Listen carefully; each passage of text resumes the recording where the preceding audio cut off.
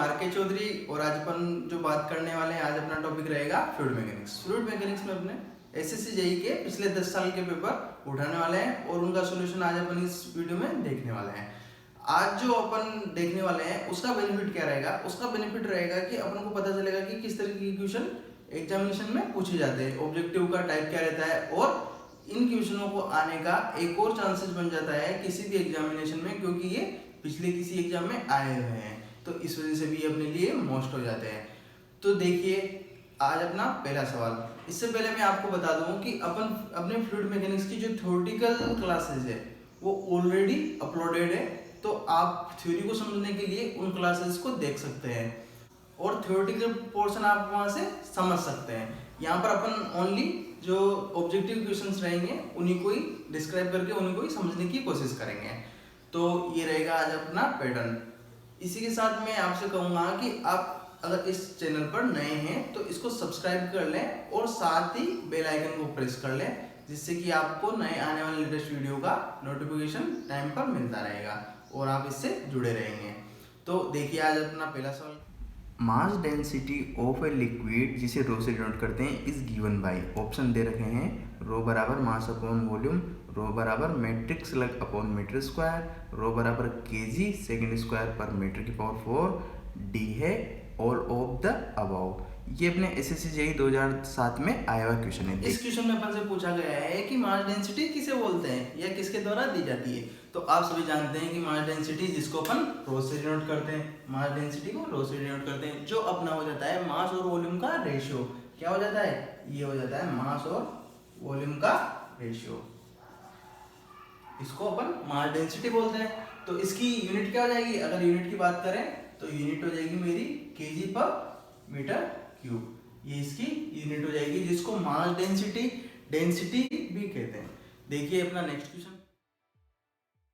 SSC JEE 2007 में आया हुआ क्वेश्चन है the bulk modulus of elasticity. Option में दिया हुआ है A does not increase with the pressure, B increase with the pressure, C is large when fluid is more compressible, D है is independent of pressure and viscosity. तो यहाँ पर अपना question mark किस पे आकर लगता है कि बल्क मॉडुलस किसे बोलते हैं। सबसे पहले अपन को जानना जरूरी है कि बल्क मॉडुलस किसे बोलते हैं। तो बल्क मॉडुलस वो हो जाता है कि कोई भी क्लोज कंटेनर है या कोई भी ऐसा पात्र जिसमें फ्लूइड भरा हुआ है और अपन उसको प्रेस कर रहे हैं, ठीक है, कोई भी ऐसा पात्र जिसमें फ्लूइड भरा हुआ है और उसको अपन प्रेस कर रहे हैं, तो अपन उसमें स्मॉल अमाउंट ऑफ प्रेशर को बढ़ा के उसके वॉल्यूम में अगर थोड़ा सा भी वेरिएशन ले आए तो इन दोनों का जो रेशियो रहेगा उसे अपन बल्क मॉडुलस बोलते हैं।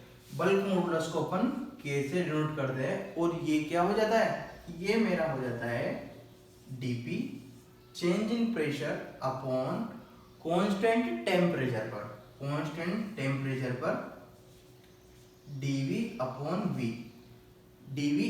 वी। वॉल्यूम में चेंज। अगर वॉल्यूम आप किसी चीज को कंप्रेस कर रहे हो तो वॉल्यूम क्या हो जाएगा? उसका कम हो जाएगा। तो यहाँ पर इस वजह से आ गया नेगेटिव। और मैं किस पर बात कर रहा हूँ? ये मैं बात कर रहा हूँ कांस्टेंट टेम्परेचर पर।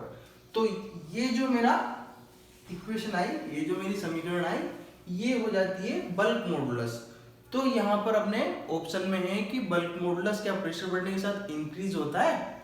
तो यहाँ अपन देख सकते हैं कि बल्क मॉडुलस हो गया अपना के और डेल्टा पी, ये डायरेक्टली प्रोपोर्शनल है किसके? प्रेशर के।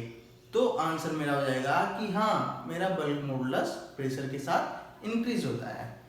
यहाँ पर आंसर हो गया मेरा बी। आंसर हो गया मेरा इंक्रीज विद प्रेशर। अब बल्क मॉडुलस को एक और चीज से कंपेयर करते हैं कि बल्क मॉडुलस कंप्रेसिबिलिटी का इनवर्स होता है। कंप्रेसिबिलिटी को अपन डिनोट करते हैं बीटा से और बल्क मॉडुलस हो जाता है इसका इनवर्सली प्रोपोर्शनल। ये हो गया मेरा के, मतलब बल्क मॉडुलस कंप्रेसिबिलिटी का इनवर्स हो गया। यहाँ से कंप्रेसिबिलिटी की भी डेफिनेशन आ रही है मेरी कि बल्क मॉडुलस का इनवर्स ही कंप्रेसिबिलिटी कहलाता है। यहाँ पर ये हो गया मेरा बल्क मॉडुलस का फॉर्मूला। अब अपन बात करते हैं नेक्स्ट क्वेश्चन की। Rise or fall of head H in capillary tube of diameter d and liquid surface tension sigma and specific weight omega is equal to, option में है 4 sigma upon omega D, B है 4 D sigma upon omega, C है 4 omega D upon sigma और option D है 4 omega sigma upon D. अब यहाँ पर अपन से पूछ लिया कि कैपिलरी ट्यूब में H8 तक अगर कोई फ्लूइड चढ़ रहा है तो उसके लिए क्या फॉर्मूला रहेगा। तो ये अपन जानते हैं, सिंपल सा फॉर्मूला आता है मेरा H बराबर 4t cos theta upon rho G D. ये तो आ जाता है मेरा फॉर्मूला H8 के लिए। यहाँ पर इसने टी क्या है मेरा, सरफेस टेंशन। सरफेस टेंशन किसे बोलते हैं, सरफेस टेंशन हो जाता है मेरा, इसे टी से डिनोट कर सकते हैं, इसे सिग्मा से डिनोट कर सकते हैं। इसका फॉर्मूला या इसकी डेफिनेशन क्या हो जाती है कि यूनिट लेंथ पर कोई फोर्स लग रहा है तो उसको अपन क्या बोल देते हैं, सरफेस टेंशन। यूनिट लेंथ पर कोई फोर्स लग रहा है तो वो मेरा हो जाएगा सरफेस टेंशन। तो इसकी यूनिट क्या होगी यहाँ पे, न्यूटन पर मीटर। ये तो इसकी यूनिट हो गई। अभी अपन एच की बात करते हैं। तो यहाँ पर टी को तो रिप्लेस कर रखा है इसने सिग्मा से, टी को तो रिप्लेस कर रखा है सिग्मा से, और रो जी को रिप्लेस कर रखा है इसने ओमेगा से, रो जी को रिप्लेस कर रखा है इसने ओमेगा से। ओमेगा क्या है यहाँ पे, ओमेगा है मेरा स्पेसिफिक वेट या वेट डेंसिटी, स्पेसिफिक वेट या weight density, W upon volume, body का वेट और उसका वॉल्यूम, ये हो जाता है स्पेसिफिक वेट या वेट डेंसिटी। तो ये तो हो गया ओमेगा और ये हो गया सिग्मा। यहाँ पर कोस थीटा नहीं लिया हुआ है तो मतलब इसको क्या कंसीडर कर लिया, इसको मान लिया ए। तो H का फॉर्मूला हो गया मेरा 4 sigma divided by omega D. ये आ जाएगा मेरा कैपिलरी ट्यूब में कोई भी फ्लूइड कितनी हाइट तक राइज या फॉल हो रहा है, इसका फॉर्मूला। देखिए next question. As per law of fluid friction for steady streamline flow, the frictional resistance option में है varies proportionally to pressure, varies in inversion proportion to pressure, does not depend on pressure, first increase then decrease. इसमें अपन से पूछ लिया कि steady streamline flow हो रहा है तो उसका फ्रिक्शनल फोर्स, प्रेशर का फ्रिक्शनल फोर्स पर क्या इफेक्ट पड़ेगा। ये अपना क्वेश्चन है एज पर ऑब्जेक्टिव्स, मतलब जो ऑप्शन दिए हुए हैं उनके अनुसार। तो फ्रिक्शनल फोर्स क्या होता है, ये हो जाता है मेरी विस्कोसिटी, इसको फ्रिक्शनल फोर्स बोलते हैं अपन। जैसे टो बराबर mu D U upon D Y. तो ये तो हो गई मेरी विस्कोसिटी, ये हो गया विस्कस फोर्स और ये हो गया वेलोसिटी ग्रेडियंट। तो यहाँ पर विस्कोसिटी किसे बोलते हैं, विस्कोसिटी बोलते हैं कि कोई भी दो एडजस्टिंग लेयर है, एक लेयर दूसरी लेयर पर फिसल रही है तो उस लेयर के कारण उस दूसरी लेयर पर जो फोर्स, रेजिस्टिंग फोर्स होगा उसको अपन क्या बोल देते हैं, विस्कोसिटी बोल देते हैं। इन सबको थ्योरेटिकल अगर आपको पढ़ना है तो आप फ्लूइड मैकेनिक्स की प्लेलिस्ट में जाएं और वहाँ से इंट्रोडक्शन वाला पूरा लेक्चर है अपना 10-15 मिनट का, उसको अच्छे से देखें, आपको सटीक समझ में आ जाएगा पूरा का पूरा कि किस तरीके से ये सब फॉर्मूले वगैरह सब ड्राइव किए हुए हैं वहाँ पर। तो वहाँ से आप इसको देख सकते हैं। अभी देखते हैं अपन इसका आंसर। तो इसका आंसर यहाँ से अपन को क्या पता चल रहा है कि साहब विस्कस रेजिस्टेंस मतलब फ्लो रेजिस्टेंस, इसका प्रेशर पर, यहाँ पर प्रेशर की टर्म आई नहीं रही है तो इसका प्रेशर पर कोई इफेक्ट नहीं पड़ता है, मतलब प्रेशर से इस पर कोई इफेक्ट नहीं पड़ता है। तो ये इंडिपेंडेंट ऑफ प्रेशर, यहाँ पर अपना आंसर हो जाएगा कि प्रेशर का इस पर कोई प्रभाव नहीं पड़ता है। देखिए next question. An ideal flow of any fluid must satisfy, option में है Pascal's law, Newton's law of viscosity, boundary layer theory, continuity equation. यहाँ पर एक ध्यान देने वाली बात ये है कि यहाँ पर आप इसे आइडियल फ्लो ही पढ़ें, क्योंकि बहुत से बच्चे जल्दबाजी में क्या करते हैं, इसे आइडियल फ्लो ना पढ़कर आइडियल फ्लूइड पढ़ लेते हैं और इसका गलत आंसर लगा देते हैं। तो क्योंकि अपने पास इसमें आंसर आइडियल फ्लो का भी है और आइडियल फ्लूइड का भी है, दोनों इसमें आंसर में दिए हुए हैं ऑब्जेक्टिव में। तो अपन जल्दबाजी में दूसरा भी टिक कर सकते हैं। तो अपन से पूछा गया है कि आइडियल फ्लो किसे बोलते हैं। अब आइडियल फ्लो तो वो हो गया जो मेरे कंटिन्यूटी इक्वेशन के फॉर्मूले को फुलफिल करे या कंटिन्यूटी इक्वेशन को फुलफिल करे, वो तो हो गया मेरा आइडियल फ्लो। और अब कंटिन्यूटी इक्वेशन क्या होती है, कंटिन्यूटी इक्वेशन क्या होती है ये अपन देखते हैं। इसको बोलते हैं Q बराबर AV, मतलब डिस्चार्ज। किसी भी क्रॉस सेक्शन पर आप किस फ्लूइड का डिस्चार्ज देखो, एक फ्लूइड फ्लो हो रहा है किसी पाइप में किसी भी क्रॉस सेक्शन पर जाकर उसका डिस्चार्ज देखो तो पर सेकंड जो डिस्चार्ज आएगा वो सेम रहेगा हर जगह पे। इसको रो से भी मल्टीप्लाई कर देते हैं, अगर उसकी कंप्रेसिबिलिटी चेंजेबल है तो रो से भी मल्टीप्लाई कर सकते हैं, वरना अगर वो कांस्टेंट है कंप्रेसिबल नहीं हो सकता तो डेंसिटी से कोई मतलब नहीं है। तो यहाँ पर Q बराबर AV या A1V1 बराबर A2 V2, किसी भी क्रॉस सेक्शन पर फ्लूइड का फ्लो देखेंगे अपन, यहाँ पर देखें यहाँ पर देखें तो वो सेम आएगा। ये कहलाती है मेरी कंटिन्यूटी इक्वेशन। देखिए next question. Flow which neglect change in transverse direction is known as. Option में है one directional flow, unidirectional flow, steady flow, turbulent flow. अब वह फ्लो किसे बोलते हैं जो ट्रांसवर्स डायरेक्शन में फ्लो के चेंजेस का रिस्ट्रिक्शन करे, उसे अपन बोल देंगे यहाँ पर वन डायरेक्शनल फ्लो। यहाँ पर हो जाएगा अपना answer one directional flow. SSC 2010 में आया हुआ क्वेश्चन है अपना, the property of a fluid which enable it resistance tensile stress is known as. Option में है कंप्रेसिबिलिटी, सरफेस टेंशन, कोहेजन और एडेशन। यहाँ पर अपन से पूछा गया है कि फ्लूइड की ऐसी कौन सी प्रॉपर्टी है जो टेंसाइल स्ट्रेस को रेजिस्ट करने के काम आती है।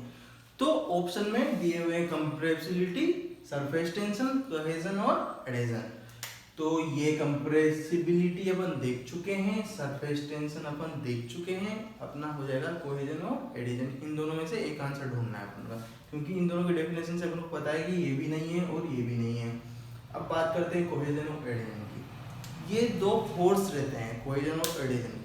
क्या होता है, कोहेजन तो वो फोर्स हो गया जो कि कोई भी फ्लूइड है तो उस फ्लूइड के एक पार्टिकल दूसरे पार्टिकल के बीच में जो फोर्स लग गया, उस फोर्स को, जो बॉन्डिंग फोर्स रहेगा, उस फोर्स को तो बोल देंगे अपन कोहेजन। जबकि एडिशन क्या हो जाएगा, एडिशन हो जाएगा कि एक पार्टिकल, फ्लूइड का एक पार्टिकल किसी दूसरे मटेरियल से या किसी दूसरे फ्लूइड से, उनके बीच में जो फोर्स, बॉन्डिंग फोर्स आएगा, उसको बोल देते हैं अपन एडिशन।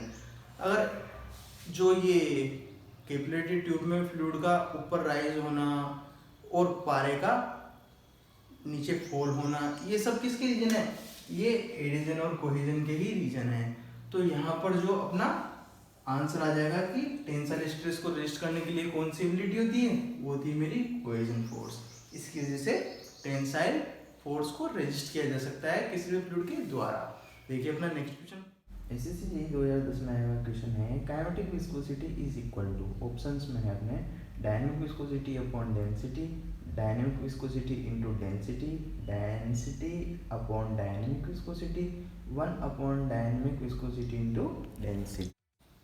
यहाँ पर अपन से पूछा गया है कि काइनेमेटिक विस्कोसिटी किसे बोलते हैं। अब विस्कोसिटी, काइनेमेटिक, डायनेमिक, मतलब यहाँ से अपन को पता चल रहा है कि दो टाइप की विस्कोसिटी हो गई, एक तो हो गई काइनेमेटिक और एक हो गई डायनेमेटिक। तो डायनेमेटिक विस्कोसिटी किसे बोलते हैं, डायनेमिक विस्कोसिटी हो जाएगी मेरी टो बराबर mu du upon dy।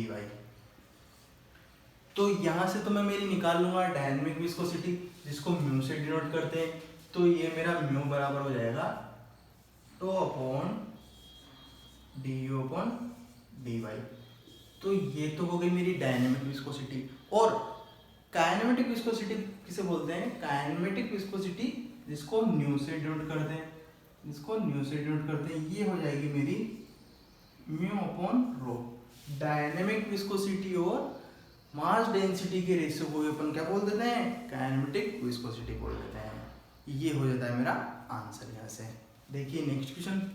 Which one of the following is the bulk modulus K of fluid? Option में है dp अपॉन रो d रो, रो d rho upon dp, d रो अपॉन रो dp और रो dp upon d रो।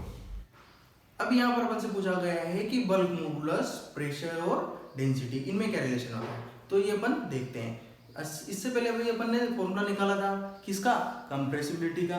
Compressibility क्या होती है, compressibility beta is equal to होती है 1 upon के, मतलब बल्क मॉडुलस का रेसिप्रोकल, इसी को क्या बोलते हैं, कंप्रेसिबिलिटी। यहाँ से अपन ने के का वैल्यू निकाली थी, इसका फॉर्मूला निकाला था, वो क्या आया था, वो आया था change in pressure upon change in volume. तो उसका रेसिप्रोकल मतलब dv upon v minus upon dp, change in pressure, ये हो जाएगा मेरा बीटा।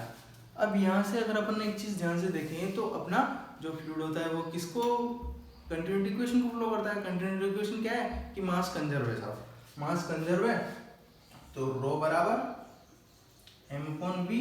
यहाँ से मैं बोल दूं कि मास तो कंजर्व है तो rho multiply by V is equal to C, यही बोल सकते हैं अपन। और अगर मैं इसका इस इक्वेशन का पार्शियली डिफरेंशिएशन करूं तो देखिए क्या होगा, इसको रोक लो, इसका कर दो dv प्लस इसको रोक लो, इसका कर दो v D rho upon is equal to zero, constant का जीरो। तो यहाँ से इसको मैं इस तरफ भेज दूंगा तो ये हो जाएगी नेगेटिव टर्म। यहाँ से मेरा क्या फॉर्मूला आ गया, यहाँ से मेरा फॉर्मूला आ गया dv upon v minus is equal to D rho upon rho. इस वैल्यू को dv अपॉन v की इस वैल्यू को मैं यहाँ पर पुट करता हूँ। यहाँ पर पुट करते हैं मेरे पास क्या आ जाएगा, मेरे पास रो और प्रेशर में रिलेशन आ जाएगा। यहाँ से क्या आ जाएगा, रो और प्रेशर में रिलेशन आ जाएगा। देखिए कैसे, डी रो अपॉन रो डिवाइड में क्या है dp, ये हो गया dp। तो ये हो गया मेरा बीटा के इक्वल। और अगर मैं इसको k की फॉर्म में फाइंड आउट करना चाहूँ तो क्या हो जाएगा मेरा, ये k बराबर ये इक्वेशन, ये वाली टर्म तो ऊपर और ये नीचे, rho dp upon D rho, ये आ जाएगा मेरा मास डेंसिटी, प्रेशर और कंप्रेसिबिलिटी में रिलेशन। यहाँ से हो जाएगा आंसर। अब देखिए next question. An ideal fluid option में है हैज नो विस्कोसिटी, बी है satisfies the relation P V is equal to R T, C है obey the Newton's law of viscosity, option D है is both incompressible and non viscous. यहाँ पर अपन से पूछ रहा है कि आइडियल फ्लूइड किसे बोलते हैं। अब आइडियल फ्लूइड वही फ्लूइड हो गया जो इनकम्प्रेसिबल हो और नॉन विस्कस हो, इस फ्लूइड को अपन बोलते हैं आइडियल फ्लूइड। न्यूटन फ्लूइड क्या हो गया, न्यूटन फ्लूइड वो हो गया जो न्यूटन की विस्कोसिटी रूल का फॉलो करता हो, उसको न्यूटन फ्लूइड बोल देते हैं। नेक्स्ट क्वेश्चन देखिए। Pascal second is the unit of, option में pressure, kinetic viscosity, dynamic viscosity और सरफेस टेंशन। इसमें अपन से पूछ रहा है कि पास्कल सेकंड किसकी यूनिट है। तो अपन ने देखा था कि डायनामिक विस्कोसिटी, तो डायनामिक विस्कोसिटी की अगर अपन वहां से यूनिट कैलकुलेट करें, जो अपन पूरे थ्योरेटिकल लेक्चर जो पढ़े थे उनमें अपन कैलकुलेट कर चुके हैं। तो यहाँ पर अपन डायरेक्ट अभी फॉर्मूला उसकी डायरेक्ट यूनिट यूज करेंगे। तो यूनिट क्या हो जाएगी, Newton second per metre square. ये हो गई मेरी डायनामिक विस्कोसिटी की यूनिट। और न्यूटन पर मीटर स्क्वायर को क्या बोल देते हैं, पास्कल। तो ये हो जाएगा पास्कल सेकंड, जो मेरी है डायनामिक विस्कोसिटी की यूनिट। यहीं पर अगर मैं मेरी काइनेटिक विस्कोसिटी की यूनिट की बात करूं तो वो मेरी हो जाएगी kinetic viscosity nu is equal to metre square per second. क्या हो जाएगी मेरी, मीटर स्क्वायर पर सेकेंड। ये भी याद रख लीजिए, ये भी पूछ सकता है कहीं ना कहीं। देखिए next question. Mercury does not wet a glass surface, this property of a mercury is due to, option में adhesion, cohesion, surface tension and viscosity. इस क्वेश्चन का आंसर मैं आपको इनडायरेक्टली पहले दे चुका हूँ। तो यहाँ पर इसका आंसर हो जाएगा मेरे कोहेजन। कोहेजन की वजह से क्या है, मरकरी ग्लास के नहीं चिपकती है। तो यहाँ पर आंसर हो जाएगा मेरा बी। देखिए next question. A hydrometer is used in determine relative humidity, surface tension of a liquid, surface gravity of a liquid, viscosity of a liquid. Hydrometer किसे बोलते हैं, अगर हमें किसी भी फ्लूइड की स्पेसिफिक ग्रेविटी ज्ञात करनी हो तो हाइड्रोमीटर के द्वारा अपन उसकी स्पेसिफिक ग्रेविटी निकाल सकते हैं। देखिए next question. Pressure intensity inside the water droplets is, option में है P बराबर 8 सिग्मा अपॉन डी, P बराबर 2 सिग्मा अपॉन डी, P बराबर 4 सिग्मा अपॉन डी, P बराबर सिग्मा अपॉन डी। जब जब अपन वाटर ड्रॉप या सॉलिड वाटर की ड्रॉप की अगर अपन बात करेंगे तब तब अपनी प्रेशर इंटेंसिटी P बराबर हो जाएगी 4 सिग्मा अपॉन डी।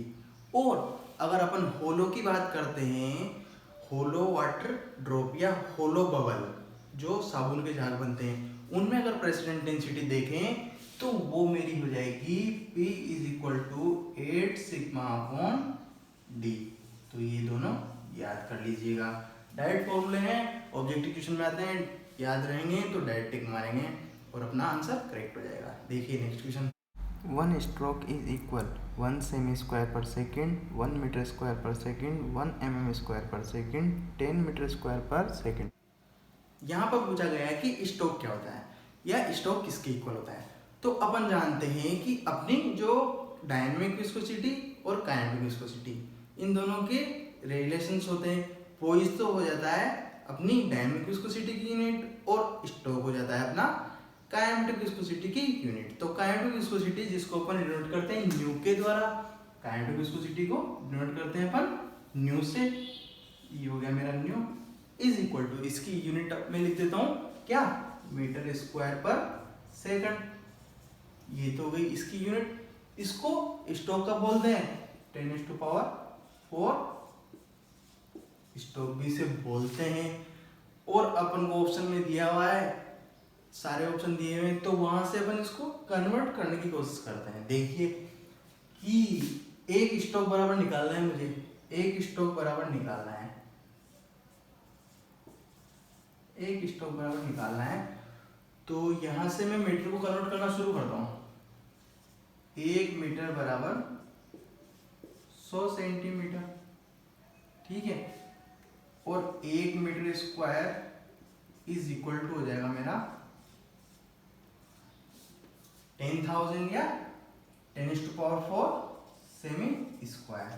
तो इसको अगर मैं यहाँ रिप्लेस कर दूं 10⁴ सेमी से 10⁴ सेमी स्क्वायर अपॉन सेकंड, तो 10⁴ से 10⁴ कट गई। एक स्ट्रोक बराबर क्या हो गया, एक स्ट्रोक बराबर मेरा आ गया सेमी स्क्वायर पर सेकंड। तो आंसर हो जाएगा मेरा ए। देखिए नेक्स्ट क्वेश्चन। एसएससी जेईई 2014 में आया हुआ क्वेश्चन है the dimension of the surface tension are. Option में दिया हुआ है M1 L0 T2, बी है M1 L0 T-2, सी है M1 L1 T-2 और डी है M1 L-1 T-2। अब यहाँ पर ये अपन से जानना चाहते हैं कि सरफेस टेंशन किसे बोलते हैं। तो सरफेस टेंशन मैं आपको बता चुका हूँ पहले। सरफेस टेंशन मेरा होता है कि force per unit length. Surface tension जिसको सिग्मा से डिनोट कर लो, टी से डिनोट कर लो, कोई भी नोटेशन ले सकते हैं आप। ये हो जाता है मेरा force per unit length. Force, अब इसकी डायमेंशन अपन निकालते हैं। तो F को मैं ma भी लिख सकता हूँ। F बराबर ma मास इंटू एक्सीलरेशन। मास की यूनिट हो गई मेरी kg, एक्सीलरेशन की हो गई मेरी मीटर पर सेकंड स्क्वायर, मीटर पर सेकंड स्क्वायर।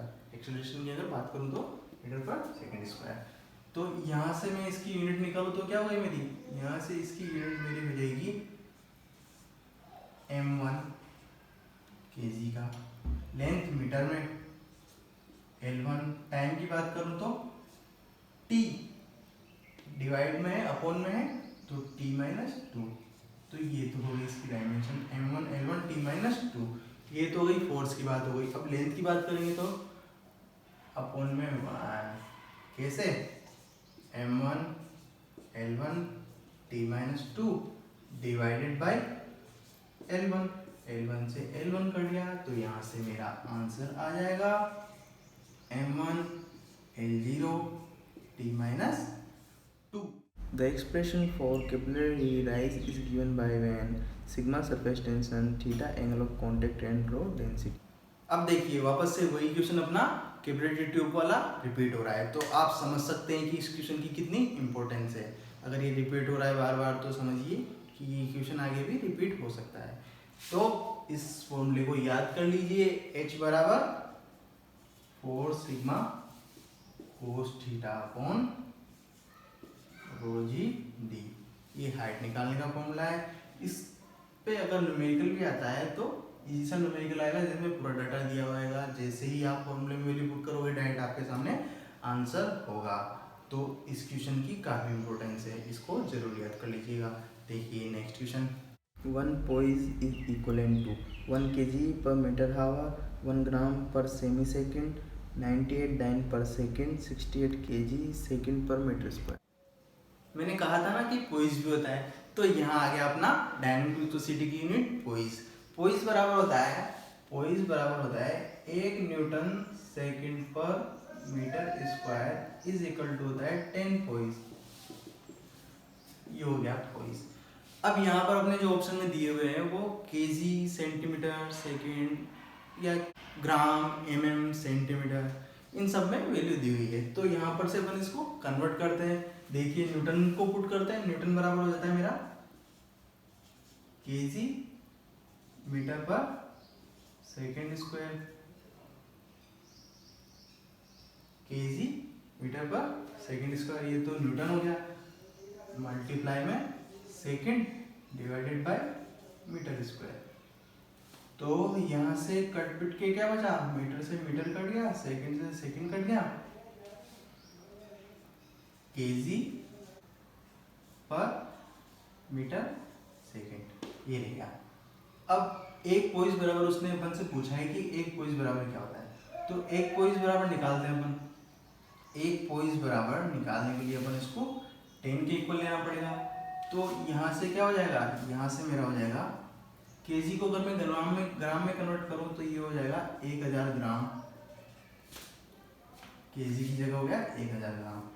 1 मीटर बराबर अगर इसको सेंटीमीटर में लेंगे तो 100 सेंटीमीटर सेकंड, तो 2 जीरो से 2 जीरो कट गए।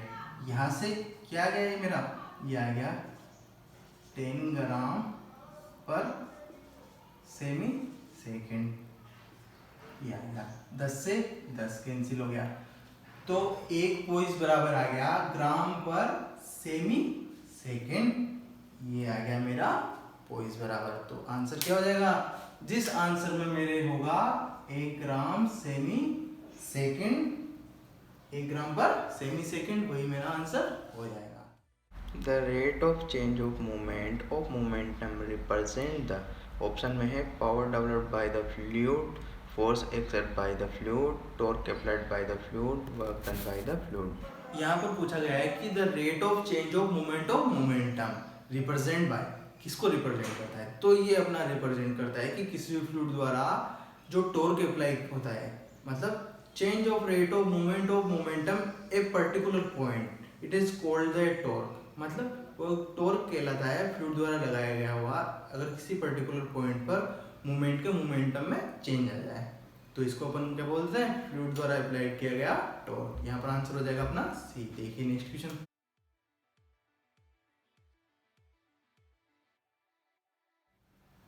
फिर से वही रिपीटेबल क्वेश्चन जिसका भी आंसर अपना क्या हो जाएगा, स्पेसिफिक ग्रेविटी। तो अपन देख सकते हैं कि इस क्वेश्चन की भी काफी इंपॉर्टेंस है। देखिए अपना next question, stress strain relation of the Newtonian fluid, option में है linear, inverse type, hyperbolic, parabolic. अपन से पूछ रहा है कि न्यूटोनियन फ्लूइड में स्ट्रेस स्ट्रेन में क्या रिलेशन होता है। तो स्ट्रेस और स्ट्रेन में जो रिलेशन होता है वो एक लीनियर रिलेशन आता है कि जैसे जैसे स्ट्रेस बढ़ेगी वैसे वैसे स्ट्रेन भी बढ़ता जाएगा, डायरेक्टली प्रोपोर्शनल। तो एक लीनियर रिलेशन यहाँ पे अपन को मिलता है। देखिए अपना next question, Newton's law of viscosity is a relationship between, अपन से पूछ रहा है कि न्यूटन्स लॉ ऑफ विस्कोसिटी में क्या रिलेशन होता है। तो स्ट्रेस, जो स्ट्रेस होता है फ्लूइड पर लगा हुआ वो डायरेक्टली प्रोपोर्शनल होता है उसकी स्ट्रेन के, मतलब D phi upon D T, इससे स्ट्रेन के डायरेक्टली प्रोपोर्शनल होता है स्ट्रेस। इन दोनों में ये रिलेशन होता है न्यूटोनियन फ्लूइड के लिए। तो आज के लिए इतना ही। नेक्स्ट वीडियो में अपन कवर करने वाले हैं फ्लूइड प्रेशर और प्रेशर मेजरिंग डिवाइस पर जितने भी ऑब्जेक्टिव क्वेश्चन आए हुए हैं उनको अपन नेक्स्ट वीडियो लेक्चर में कवर करने वाले हैं। तो मैं चाहूँगा कि आप इस वीडियो को ज़्यादा से ज़्यादा शेयर करें और अपने दोस्तों तक पहुँचाएं, जिससे कि इसका फ़ायदा उनको भी मिल सके। आज के लिए इतना ही, मिलते हैं नेक्स्ट वीडियो में। जय हिंद।